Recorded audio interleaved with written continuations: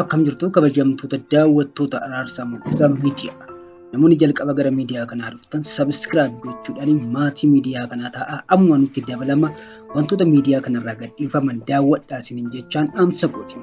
Egaan guyyaa har'aa kana immoo mammaaksi afaan Oromoo kutaa 15ffaatiin walitti deebinee jirra.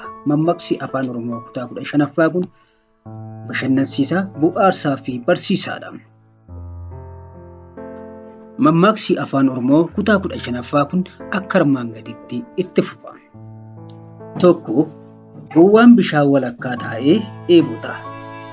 2, hantuunni boolla 2 qabdu hunduutu. 3, hin nyaannaan nama nyaatti. 4, kan kophaasaa nyaate kophaasaa du'a. 5, madaan nyaattuu qabu hin fayyu. 6, mana haadha koon dhaqa jedhanii guraa biran darbanii. 7, nama garaa madaa ija turriba dida.